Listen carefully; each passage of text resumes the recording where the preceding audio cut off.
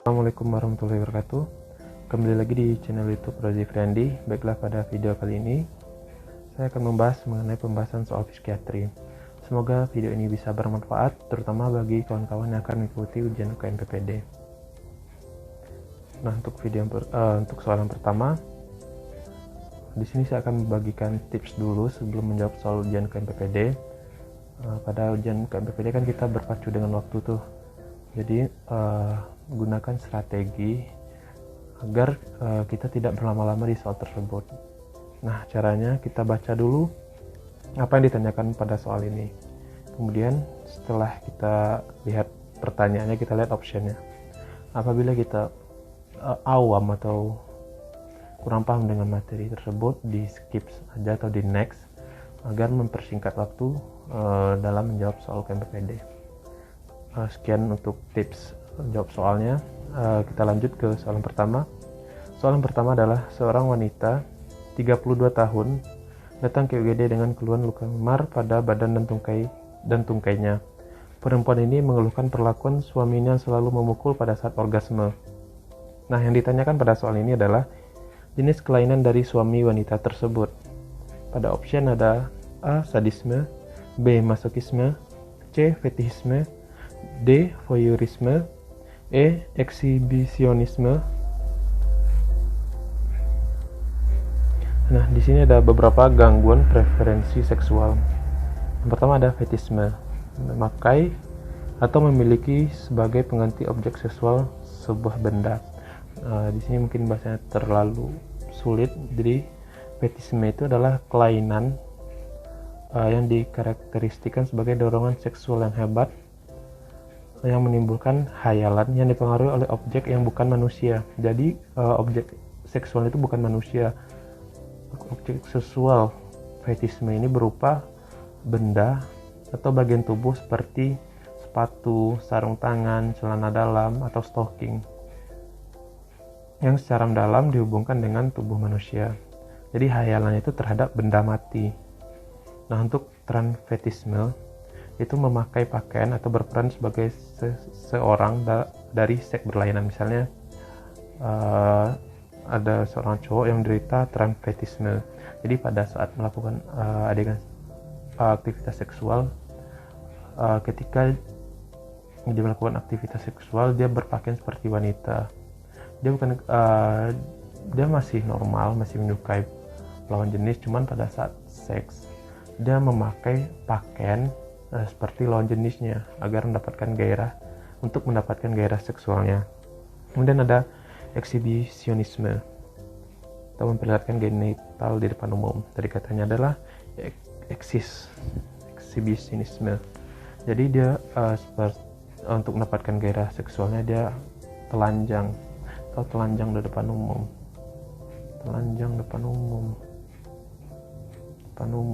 Jadi dia akan merasa terangsang apabila dia memamerkan kelaminnya pada tempat-tempat umum. Kemudian ada voyeurisme.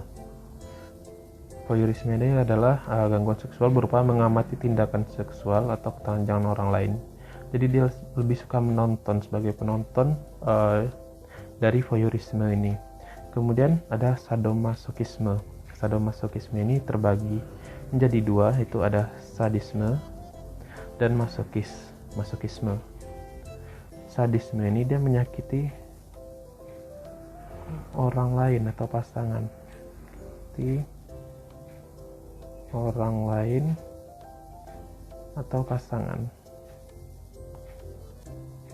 Untuk mendapatkan gairah seksual.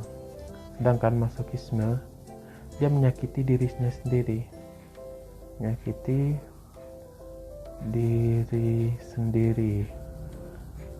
Jadi inilah perbedaan antara sadisme dengan masokisme. Jangan sampai tertukar lagi ya, karena jelas berbeda antara sadisme dan masokisme. Nah, kita masuk ke keyword soal. Seorang wanita 32 tahun datang ke UGD dengan keluhan luka memar pada badan dan tungkainya. Berarti menandakan adanya kekerasan seksual. perempuan ini mengeluh perlakuan suaminya yang selalu memukul pada saat orgasme. Jadi mendapatkan kekerasan dari lawan jenis. Tadi di sini dijelaskan menyakiti orang lain atau pasangan, atau kekerasan yang didapat dari pasangannya. Jadi jenis kelainan dari suami wanita tersebut adalah sadisme. Nah, untuk soal yang kedua, kita baca dulu pertanyaan soalnya. Pertanyaan soalnya adalah neurotransmitter apa yang berperan pada pasien ini. Dan kita lihat option, baru kita lanjut membaca soal sampai habis. Seorang laki-laki masuk ke UGD RS dengan keadaan mengamuk di rumah tetangganya.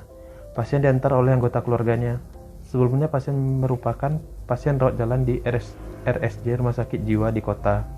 Sudah lama tidak kontrol berobat. Dahulu dia didiagnosa skizofren oleh dokter SPKJ. Neurotransmitter apa yang berperan pada pasien ini? Nah, skizofrenia. Dia diagnosa skizofrenia. Jadi kita bahas dulu skizofrenia. Penderita skizofrenia ini biasanya akan terlihat ketakutan, kesal, gaduh gelisah, agresif, dan terganggu aktivitas sehari-hari karena halusinasi. Biasanya halusinasi ini diakibatkan karena halusinasi atau fungsi emosi dan motivasi manusia itu dipengaruhi oleh sistem limbik. Nah, aktivitas dopamin yang berlebihan pada jalur ini atau jalur sistem limbik akan menyebabkan gejala-gejala positif pada skizofrenia. Gejala positif merupakan gejala khusus pada skizofren, termasuk di dalamnya ada halusinasi, waham, atau delusi, dan gangguan pikir. Itu sekilas tentang skizofrenia. Yang ditanyakan pada soal adalah neurotransmitter apa yang terganggu. Nah, jadi di sini ada beberapa gangguan pada neurotransmitter.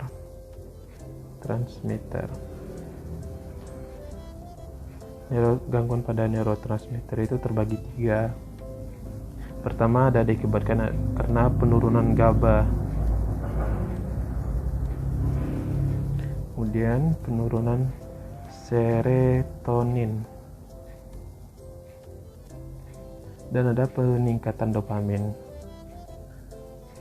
Untuk materi jiwa, kita harus hafal mengenai gangguan transmitter ini karena biasanya soal langganan di UKM PPD untuk bagian neurotransmitter ini. Pertama, penurunan GABA. Gejala dari penurunan GABA biasanya berupa rasa takut, cemas,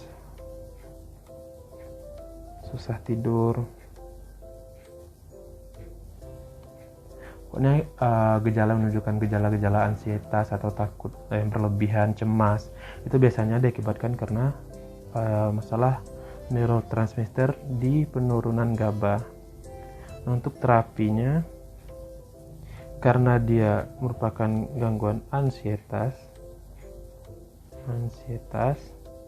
terapinya kita beri anti-ansietas.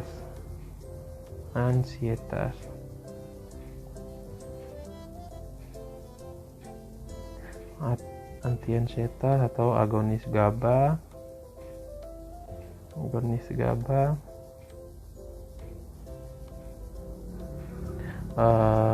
GABA itu benzodiazepin.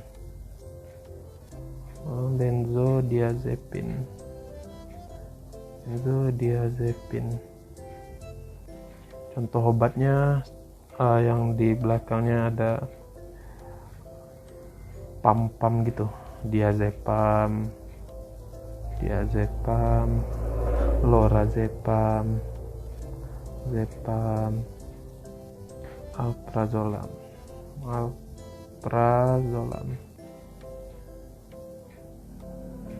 Kemudian untuk neurotransmitter yang diakibatkan karena penurunan serotonin, Nah, itu biasanya pada pasien yang dengan gejala-gejala depresi.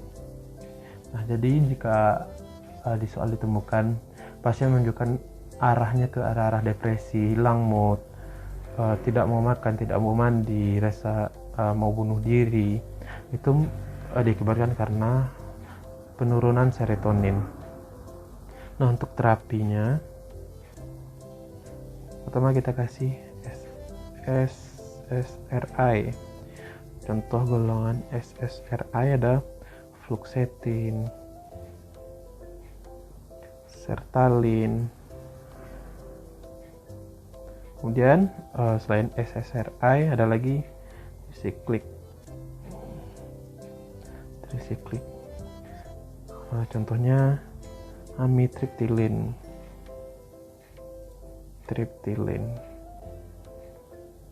Kemudian ada gangguan neurotransmitter yang terakhir, yaitu diakibatkan karena peningkatan dopamin. Nah, biasanya pada orang-orang yang mengalami peningkatan pada dopamin, biasanya gejala khasnya adalah keinginan meningkat, keinginan untuk memiliki sesuatu itu hasratnya menjadi lebih tinggi, itu maksud dengan keinginan meningkat. Kemudian gampang marah-marah,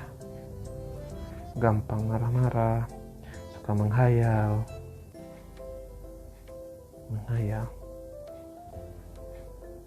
Nah, untuk terapinya, karena dia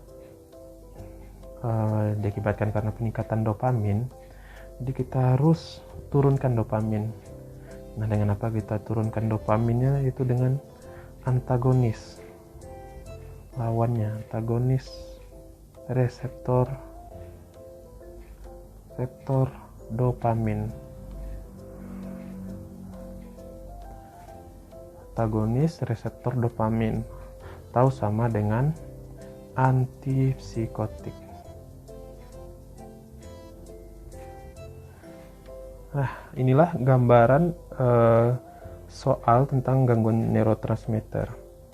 Dan untuk obat, inilah kalau ansietas, pasiennya itu dijelaskan di soal takut, susah tidur, cemas, kita kasih aja dengan anti ansietas atau agonis GABA. Misalnya pasiennya depresi, tak mau makan, nggak mau keluar kamar, perasaan ingin mati, nah, kita kasih SSRI atau tricyclic. Kemudian apabila menunjukkan gejala-gejala psikotik, itu keinginan yang meningkat, marah-marah, menghayal, kita kasih antagonis reseptor dopamin atau antipsikotik. Nah, inilah keyword dari soal nomor 2. Laki-laki mengamuk di rumah tetangga. Semua pasien merupakan pasien RSJ di rumah sakit sudah lama tidak berobat. Ngamuk tadi kan ada tuh yang ngamuk atau marah-marah.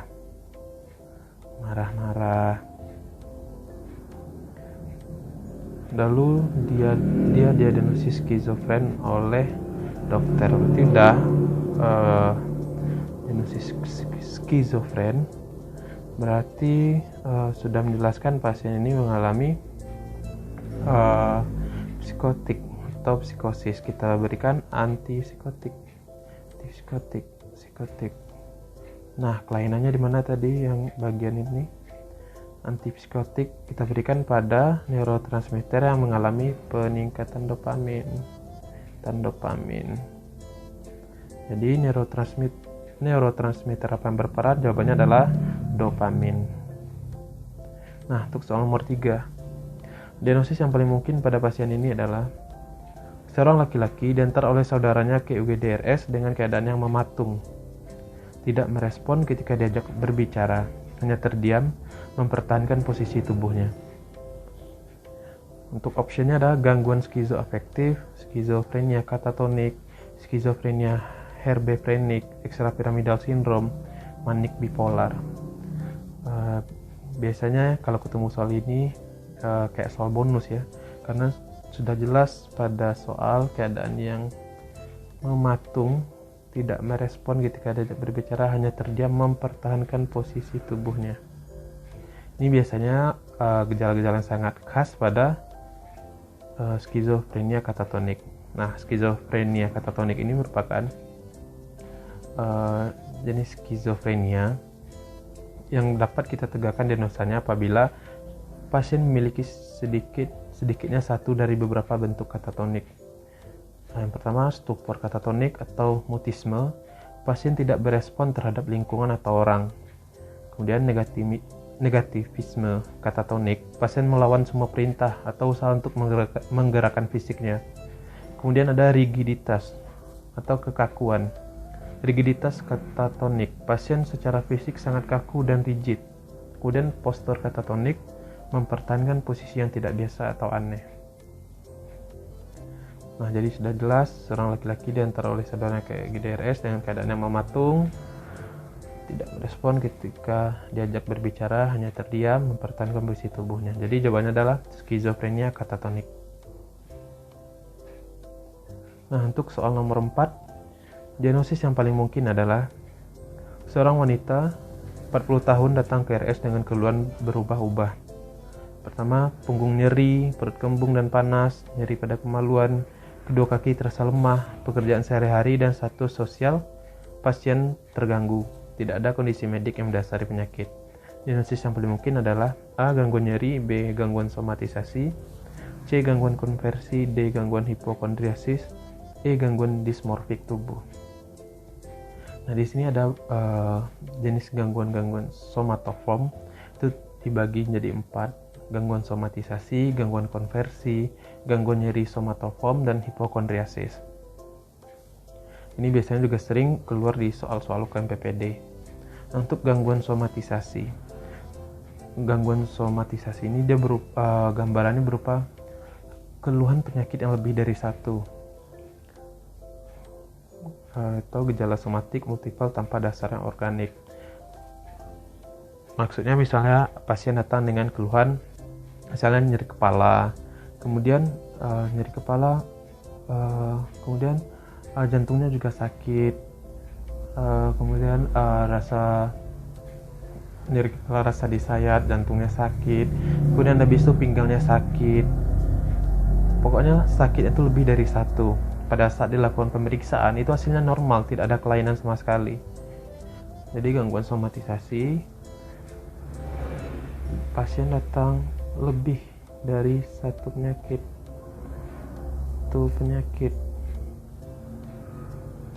Nah, kemudian gangguan konversi. Gambar utamanya kehilangan atau perubahan fungsi fisik karena konflik psikologis, biasanya berupa gejala pseudoneurologis. Nah, ini gangguan konversi ini misalnya ada seseorang diputuskan pacar, tiba-tiba buta. Dia memang buta, cuman butanya tuh hilang sendiri apabila efek atau stresnya itu menghilang, jadi keluhannya juga hilang. Misalnya setelah diputuskan pacar, buta, kemudian udah mulai tenang, dia bisa ngeliat lagi, bukan buta yang permanen nggak bisa ngeliat, bukan. Jadi gangguan konversi ini ada stres atau pemicu, kemudian ada gejala pseudoneurologis, buta mendadak atau meninggal. Misalnya dia mendengar atau mendapat kabar ibunya kecelakaan, kemudian dia tuli atau buta mendadak.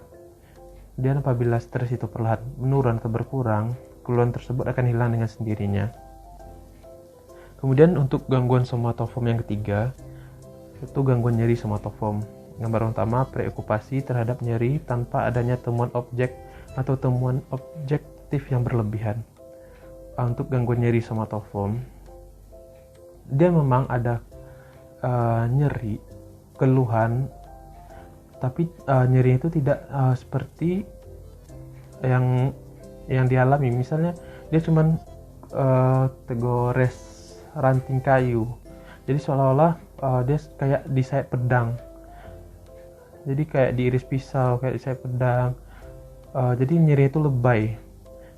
Dia memang ada nyeri, tapi nyeri itu tidak separah yang dia gambarkan.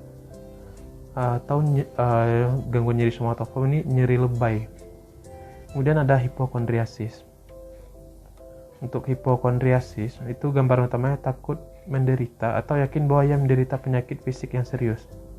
Nah, untuk hipokondriasis ini dia datang dengan keluhan cuma satu penyakit. Misalnya dia datang dengan keluhan, dia yakin dia ini memiliki kanker. Kemudian setelah diperiksa, dicek lab segala macam, itu tidak menunjukkan ada kelainan, cuman dia yakin bahwa dia memiliki satu penyakit. Jadi misalnya dia pindah ke dokter A, udah dicek dokter A, dibilang tidak sakit, dia nggak percaya, jadi dia datang ke dokter B, C, D untuk mengecek tubuhnya yang dia yakini bahwa menderita sakit kanker. Jadi untuk hipokondriasis dia datang cuman dengan satu penyakit yang dianggap serius, padahal setelah kita cek itu tidak ada menunjukkan kelainan. Jadi untuk gangguan somatoform ini ada gangguan somatisasi lebih dari satu penyakit, gangguan konversi, ada faktor stresor,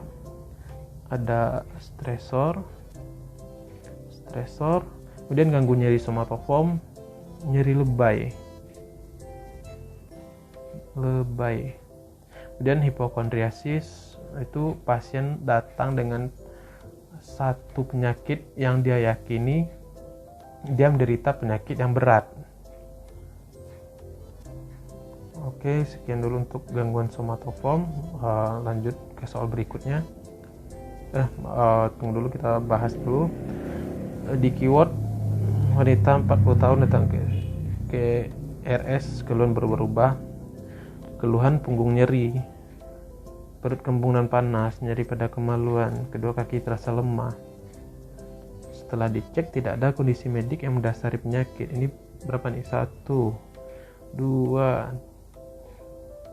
3, 4 keluhan, lebih dari satu keluhan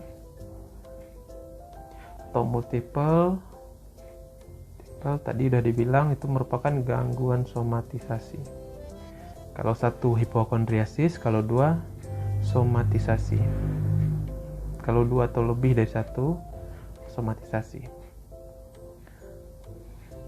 Nah, untuk soal berikutnya, apa diagnosis yang tepat? Tari 24 tahun dibawa suaminya ke RS dikarenakan perubahan perilaku yang dialaminya. Diketahui Tari 2 minggu habis melahirkan dan merasa sangat sedih dan merasa sering sedih. Tari sering menangis dan merasa tidak dapat merawat bayinya sendiri. Apa diagnosis yang tepat? A. Depresi pasca persalinan, B. Baby blues syndrome, C. Psikotik pasca salin, D. Depresi mayor, E. Sindroma depresi pasca salin. Jadi ini membahas mengenai psikiatri postpartum.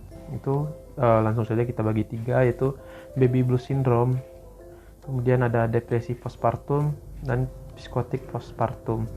Baby blues syndrome itu biasanya onset atau gejalanya kurang dari 2 minggu.